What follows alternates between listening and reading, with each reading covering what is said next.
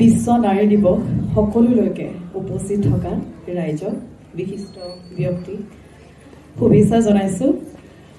বিশেষ নকওঁ যেহেতু গান গোৱা মানুহ গায়িকা, তথাপিও আজি বিশেষ দিনটোত বিশেষ দুটিমান কথা ক'বলৈ মন গৈছে। বিশেষ দিন কিয়? নাৰীৰ বাবে আচলতে প্ৰতিটো দিনেই, প্ৰতিটো পল, প্ৰতিটো ক্ষণ, প্ৰতিটো ঘণ্টা বিশেষ, নহয় জানো? হয়নে নহয়? এটা হাত চাপৰি বিচাৰিছোঁ জোৰকৈ।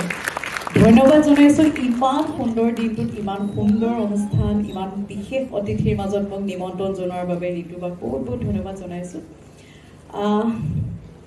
আজি 14 বছৰ আগত মায়ে মোক লৈ আহিছিল গুৱাহাটীলৈ। দেউতাই চাকৰি কৰিছিল আৰু মাৰ খুব ইচ্ছা, খুব সৰুতে বিয়া হ'ল, মায়ে গান গাইছিল, অভিনয় কৰিছিল, কিন্তু খুব ইচ্ছা আমাৰ গান গাবলৈ, অভিনয় কৰিবলৈ। কিন্তু সৰুতে বিয়া হোৱাৰ কাৰণে আকৌ ময়ো আহি গ'লোঁ গুৱাহাটীলৈ। লৈ অহা ছোৱালীজনীক নতুন নতুন কাম কৰোৱাৰ, ডাঙৰ ডাঙৰ সপোন দেখাৰ মাৰ খুব ইচ্ছা আছিলে।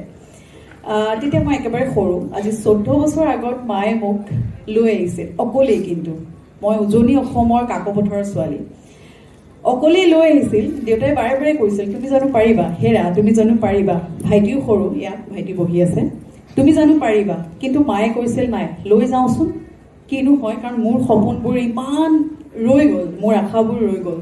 তাইক লৈ গ'লে কিজানি অকণমান মোৰ মনটোৱে শান্তি পায়, বা কিজানি কিবা এটা কৰিব পাৰোঁ, মানে নানা ধৰণৰ প্ৰশ্ন, নানা ধৰণৰ চিন্তা লৈ মায়ে মোক অকলে 14 বছৰ আগত লৈ আহিছিল।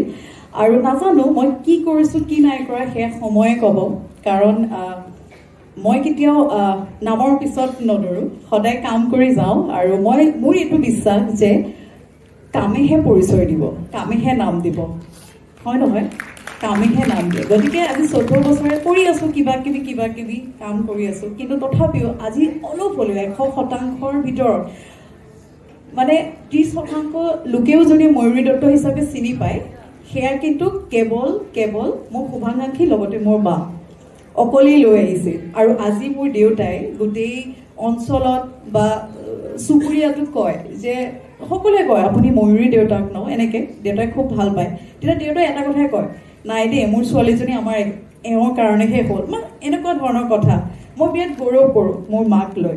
আৰু আজি যে মোৰ সৌভাগ্য মাৰ কথা এনেকৈ আপোনালোকৰ আগত ক'বলৈ পাইছোঁ, সেয়া হৈছে এগৰাকী নাৰী, নহয় জানো? সদায় আজি এনেধৰণে কামবোৰ কৰি আছোঁ, নাজানো ক'ত কি হয়, ক'ত ৰৈ যাব লগা হয় নাজানো, আগতে কি হৈছিল নাজানো, এতিয়া কি হৈছে, আগলৈ কি হ'ব, সদায় সেয়াই ভাবোঁ।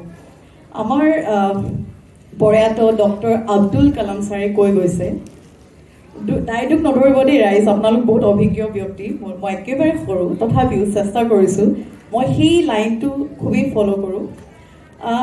Past is always waste paper, present is always news. Definitely, কাৰণ আমি এতিয়া কি কৰি আছোঁ, মই কি কৰি আছোঁ, বা আপোনালোকে কি কৰি আছে, সকলোৰে মাজত খবৰ হৈ থাকে। গতিকে present is always newspaper আৰু future is always a question paper. কি হ'ব, ক'ত যাম, কি কৰিম, কোনেও নাজানো, কিন্তু আমি ভাবি যাব লাগিব, কৰি যাব লাগিব। সেইকাৰণে কেতিয়াও মানে আমাৰ ছাৰে কৈ গৈছে যে, APJ আব্দুল কালাম ছাৰে কৈ গৈছে যে always read, think, write carefully, otherwise your life will be a completely tissue paper. গতিকে always think, be positive, যি কৰিব হাঁহি হাঁহি কৰি যাব, ভালেই কৰি যাব। আমাৰ আজি হোৱা নাই, কাইলৈ হ'ব। গতিকে সেয়া সকলোলৈকে মই বিশ্ব নাৰী দিৱসৰ বহুত বহুত শুভেচ্ছা জনাইছোঁ। গান গোৱা মানুহ, মোৰ এটি গীত আছিলে, আমি যদি হওঁ খাটি অসমীয়া, অসমৰে মান ৰাখোগৈ।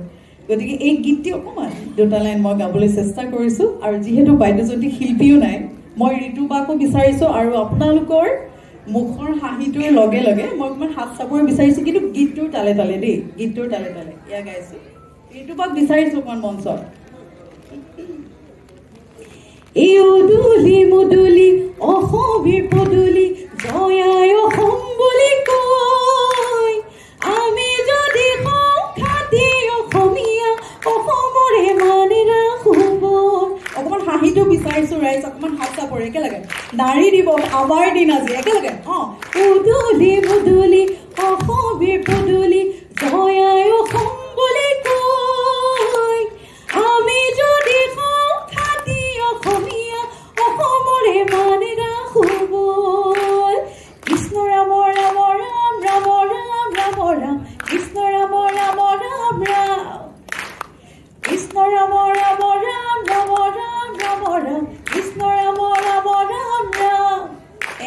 অকণমান চেষ্টা কৰিলোঁ, ক'ৰবাত যদি ভুল বান্ধি গৈছে ক্ষমা কৰিলোঁ। সকলো ভালে থাকক, হাঁহি থাকক, কুশলে থাকক, আৰু ভাল দিন আহিলে, ভাল সময় আহিলে পুনৰ দেখা হ'ম। ধন্যবাদ।